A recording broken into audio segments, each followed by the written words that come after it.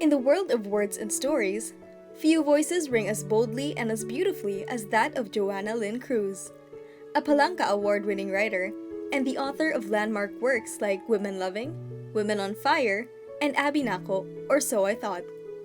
Jhoanna has carved a space for narratives that are tender, truthful, and unapologetically vulnerable. Today on Alampat, we sit down with a woman who's not only written her truth, but help others find the courage to write theirs too. I'm Jhoanna Lynn Cruz, and I'm a professor of literature and creative writing at the University of the Philippines, Mindanao. And I'm also a writer and a cultural worker. If you look at my writing, and I always say in class, no, everything is memoir, meaning for me, whether I'm writing a poem or an essay or a story, it's really based on some memory of my own, from my own experience or from the experiences of the people that I know. I have a story, a really early story, early on. It's called Shelo, and I wrote it in using the second person point of view. You. So it's like it's speaking to someone else. But we know, those of us who study writing know that when a story is written using the second person point of view, it's really a disguised I or a disguised first person point of view. But in that story, I ended it by shifting directly to the I so that the reader doesn't get confused about who this story is really about. And it's really about the I.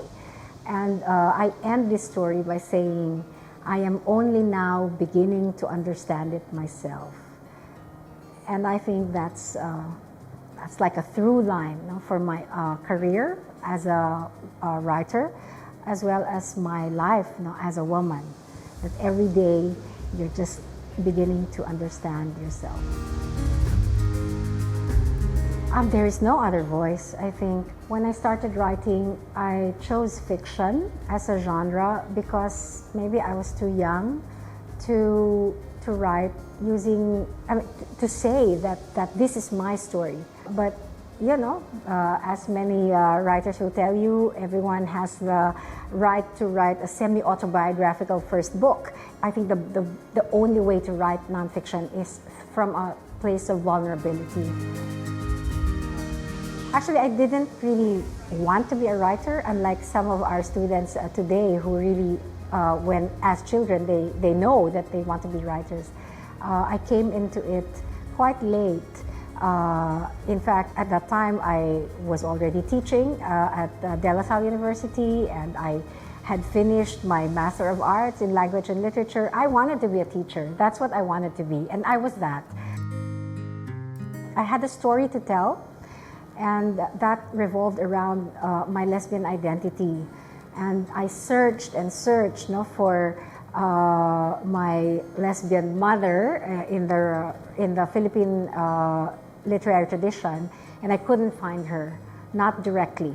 And so I felt, that if I wanted to read about lesbian experience in the Philippines, I had to write them. And so that's why I started writing creatively.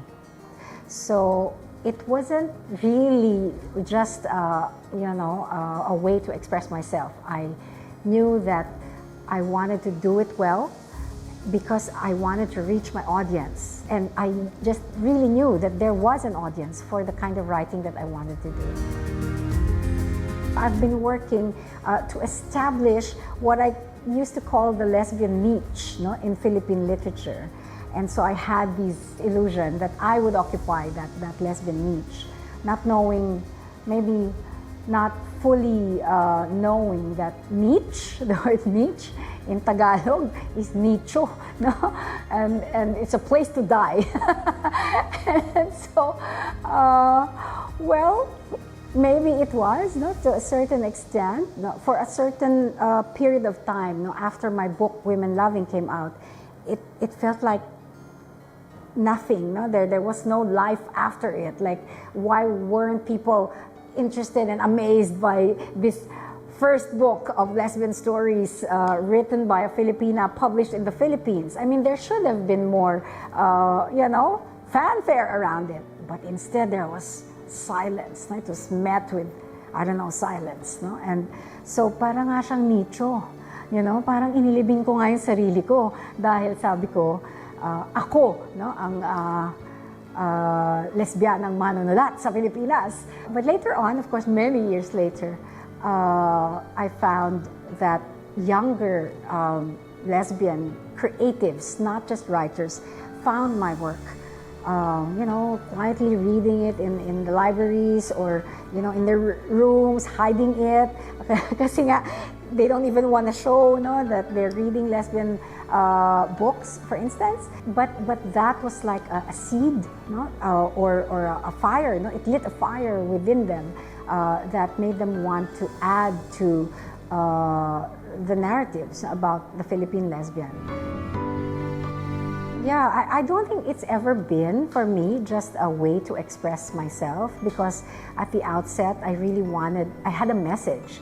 And it was through writing, because that was what I knew how to do. I mean, if I could draw, I would have become a visual artist. But write words, no, were my instrument, and that's why I felt, you know, that I had to take it seriously. From a writer who is just as passionate about teaching the craft as she is about creating it, we turn the page to a story grounded in both purpose and place. When we return, let's explore how this Palanca Award-winning author has not only made Mindanao her home, but how she continues to champion local narratives through her work as a writer and educator. Alampat will be right back. Welcome back to Alampat. We've met Jhoanna Lynn Cruz as a writer and educator. Now, let's explore how Mindanao, a place she came to later in life, has shaped her voice and her stories. Well, completely changed my life. You know, I'm just really grateful for what happened to my personal life that led me to Mindanao and to move to Davao. But I have to say, for the record, I did not move for love. I moved because I wanted to start over. Yeah, at that time, the tagline of Davao was, it was the promised land. Something was promised, no, to this land that maybe I could share in. And so I moved to Davao because I knew that there was something promised to me and that maybe I could have it here. And indeed, it was here. Life is here, you know? So, but it's not what I thought. It's really not what I thought. So my memoir, this is Abinako, or So I Thought, which, as you know, Abinako means, you know, something that had to do with your false expectations, or in Filipino, akala, no? Ating mga akala. And so, yeah, so this memoir is the first 10 years of my, this new life, this life that I wanted to start over in Davao. And so, but it was full of, well, false starts, maybe, false expectations, and Abinako. But, you know, I'm so just grateful that I had the time, you know, I mean, to have a decade, really to have a decade to reconstruct your life as a woman in a place where nobody knew you. At that time, really, literally, no one knew me except for one person. And, you know, just to be blessed with work, for instance, in UP Mindanao. In addition to her literary work, Jhoanna Lynn Cruz is a respected educator, serving as a professor and the Dean of the Humanities and Social Sciences at the University of Philippines, Mindanao. In this role, she continues to shape and inspire generations of young writers and thinkers. I think because it's an undergraduate degree, the discussions mainly focus on technique. Like, how do you write a story, how do you write an essay well, how do you write a poem.